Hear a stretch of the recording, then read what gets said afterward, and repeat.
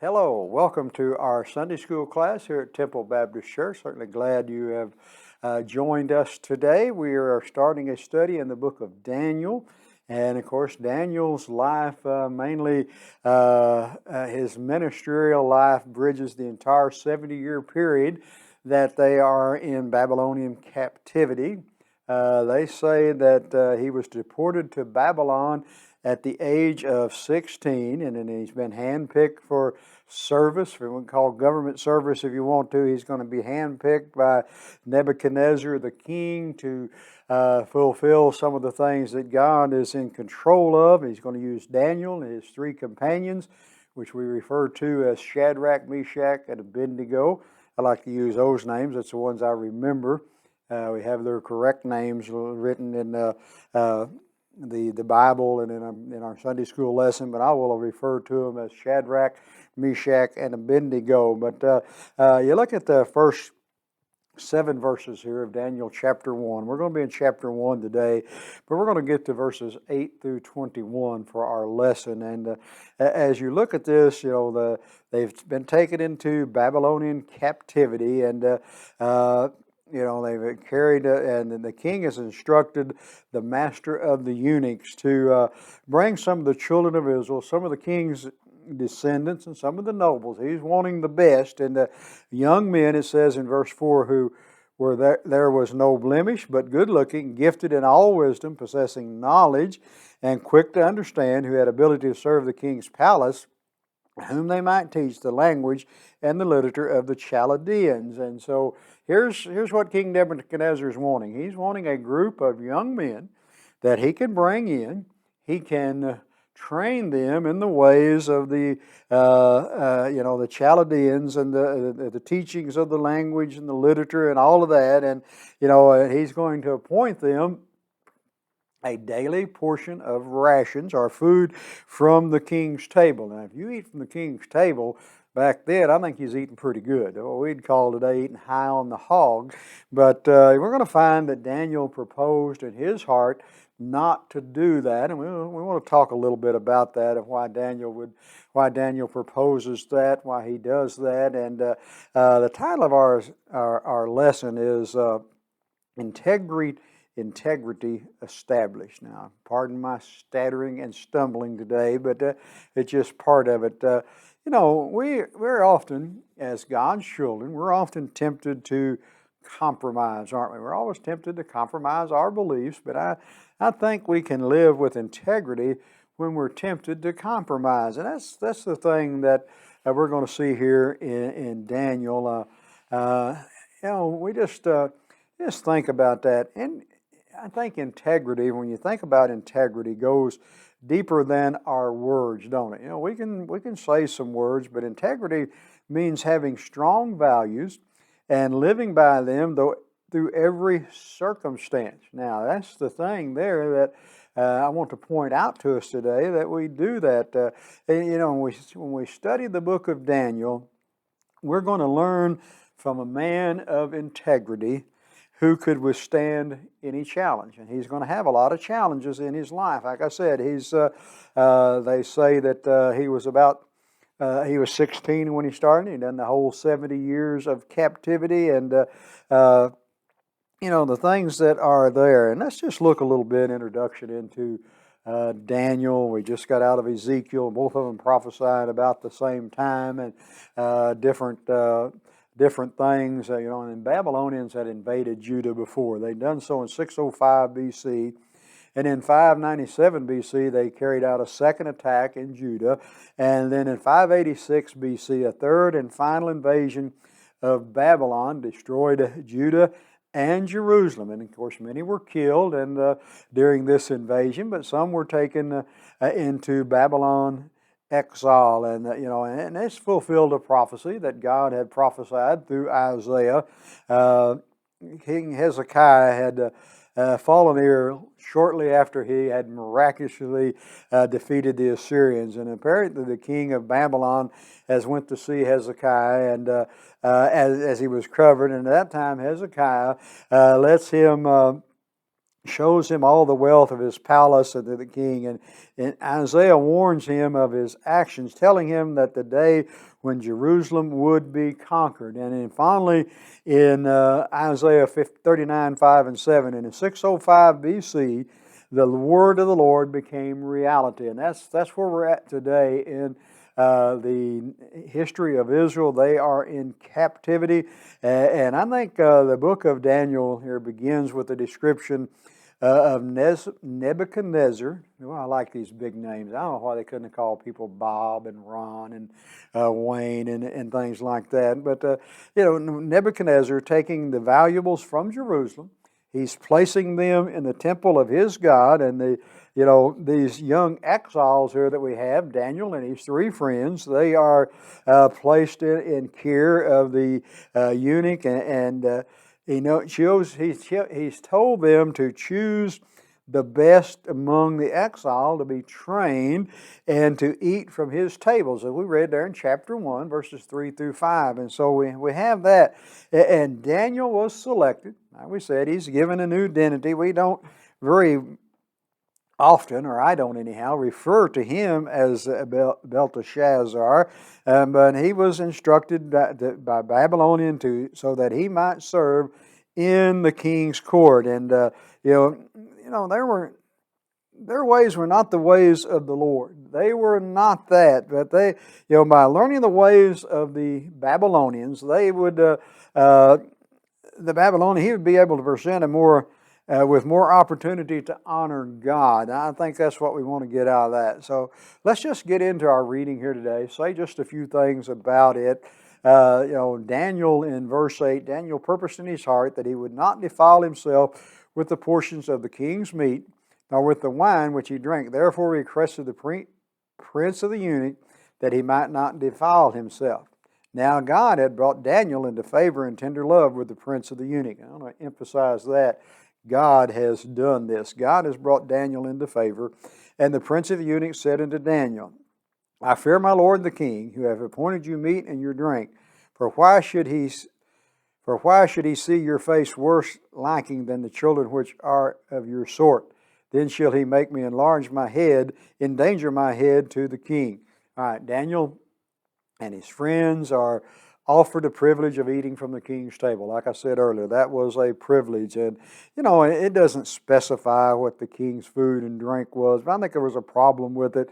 When Daniel said he did not want to defile himself, and I think he was wanting to and going to maintain his dietary law that was prescribed in the book of Leviticus, if you've read that. He desired to maintain his Jewish identity in so much as he could, even though he now lived in Babylon. Now, we're not in Babylon, or we're not in Babylon captivity, but we're in the world. And so I think we need to keep our Christian identity today, just like Daniel was proposed to do here. He didn't want to defile himself. He didn't want to eat the king's meat. He didn't want to eat that if it had been sacrificed to idols. A lot of it had. A lot of it they had sacrificed to their gods and that. And so, we find in 1 Corinthians, Paul addresses that to the Corinthian church. But I think the word translated proposed, I think that has a definite meaning to indicate a thoughtful decision. He didn't just jump into this. He considered it, and the prophet Haggai had called God's people to consider their own ways, I think, using a similar expression. He said in Haggai chapter 1 and verse 5, he said, consider your ways. So Daniel's decision was not a quick reaction, I don't think. He didn't just know here he's been told that he's going to eat from the king's table. He's going to eat the meat that the king provides. He's going to drink the wine. And Daniel's decision, but I think it involved a careful consideration. And when we decide that we're going to do something for God, we are to give it some consideration. We are to think about what's going to happen. And so, it didn't just, like I say, just happen. He thought about it. The food that was given by the king, and then of course they were friends, had become friendly, and the chief here, he thought, man, if I do this and things go south on me, I'm just gonna lose my head over this. You didn't do what the king told you to do, then you were definitely in trouble. And I think when we look at this, confident that he and his friends would overcome the challenge. The challenge was to, point the meat. Just let us. We don't want to eat that. Give us the 10-day test. We're going to get into a 10-day test here in just a minute. When we think about Daniel's concern related to his commitment to keeping God's standards, God's standard for Israel, as opposed to simply eating a healthy diet. He demonstrated with a testimony what all of Israel, for all the Israelites. The Israelites had strongly acted boldly against the Lord in rebellion, hadn't they? They were very bold about that in rebellion against God. But Daniel is acting boldly for the Lord. He trusts the Lord is going to give him a resolve to this action. And we know, when we look at this, Daniel also showed some humility, didn't he? God had brought Daniel favor, as we've read, and so the favor and tender love given by God portrays His gracious nature, His manner, and Daniel demonstrated what he would do what was right in the eyes of the Lord, and he expressed this determination to God with tact. Now, there again, sometimes I'm not known for being very tactful, but we need to be, as believers, I think we ought to be able to explain why we are opposed to something, our reason for holy living with kindness and humility when asked to compromise. And we're going to be asked to compromise. Probably not a one of us that hasn't been asked to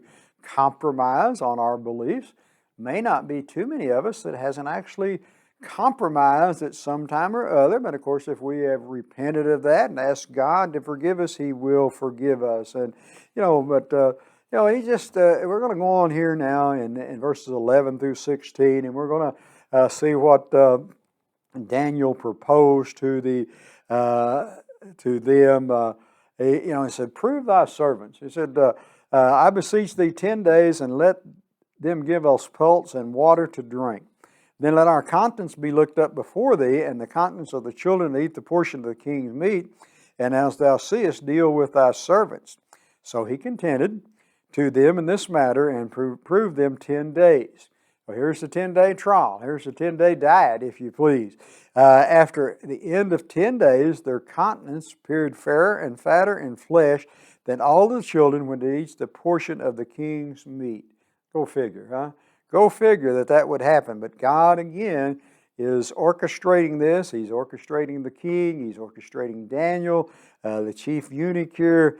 So then this chief eunuch, he took away the portion of their meat and their wine that they should drink and give them pulse. And so, they would, if that's pulse, and I don't know what that was, but some say that was anything that was growing from a vegetable or something like that. And but they appeared better than all of those that had eat the king's portion. And God's going to allow us to be tested, isn't He? God's going to allow us to be tested, even in a small act such as self-discipline.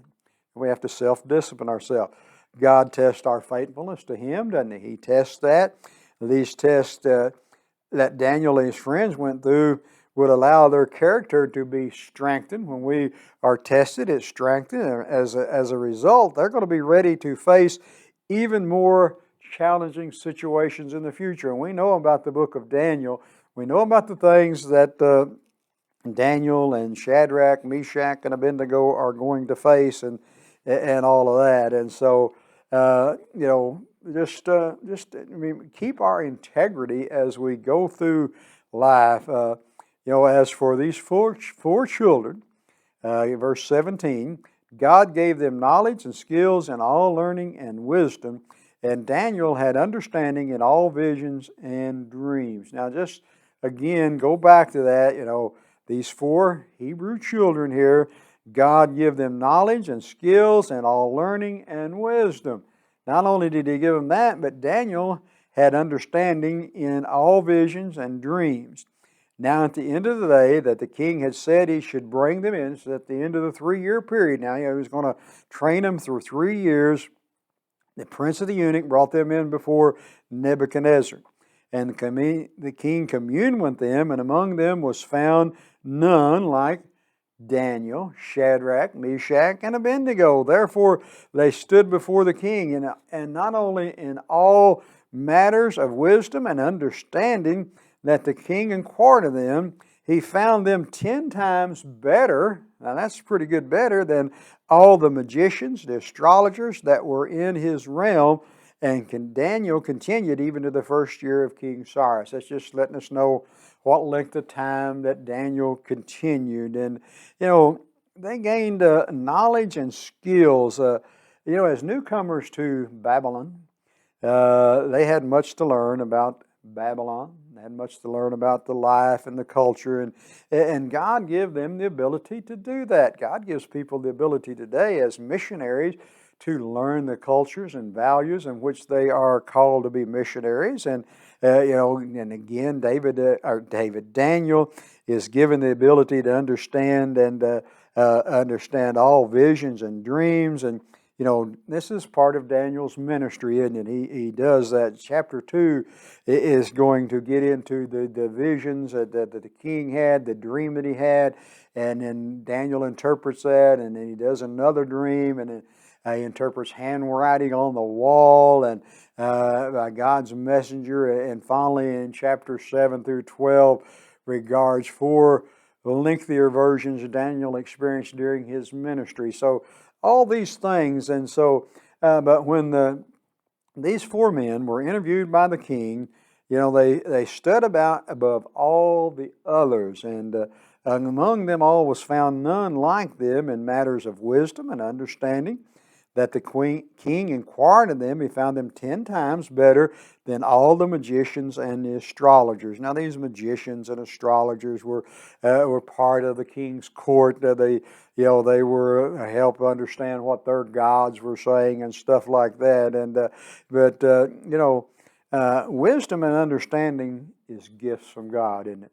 Brother Steve just preached on that here the other night about all of us having a gift, and And when in verse 15, as we've looked here and read, compared Daniel and his friends to the other young men in training. And likewise, I think in verse 19, it describes Daniel and his friends standing out among those who were interviewed. Like I said, I don't know how many of them there was there, but these 4 stood out above all of them, and they were the ones that didn't want to defile themselves. They purposed in their heart.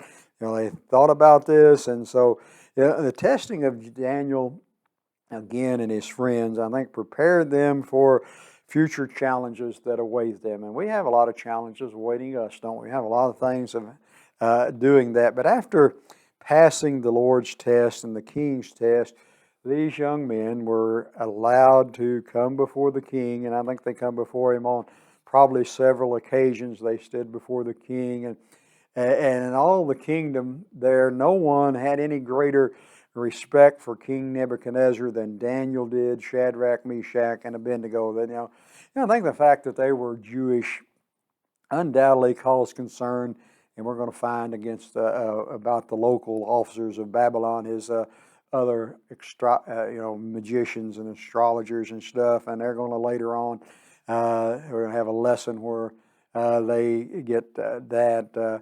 If they begin their training in the year 605 BC, and the first year of King Cyrus was 539 BC, and chapter 10 and 12 records Daniel's vision. In the 3rd year of King Cyrus, this would be about 536 BC. So what we're leading up to here, Daniel's ministry lasted 70 years. And so they say he was a teenager. Like I said, I think in the beginning that some have said he was 16 years old, and he certainly exiled and followed God. And Daniel was faithfully exercising personal integrity. He didn't let the things that the influence of the Babylonians. So I think in closing here today, and like I said, I hope that we get something out of this lesson, and we hope that we have gleaned from it. But God challenges us, as He challenged Daniel and them, to live integrity when we face the world's pressures to compromise. Again, I want to emphasize that. We know what God's plans and what God plans to do through our lives in the future. Who knows that? We don't, do we? I said we do, but I said, who knows what God plans for us in our life? But standing strong in our convictions, even in the little things. Yeah, we can stand up against a lot of the big issues, but what about the little things? To do a greater work in our future for His glory. That's our prayer today. That's our lesson for today. God's Word challenges us. The more we know about it, the better we are going to be. And Daniel is a good example for us to follow. We appreciate you being with us. It's a pleasure to be with you a couple of times here in the last month, and we look forward to being with you again. May God bless you is our prayer.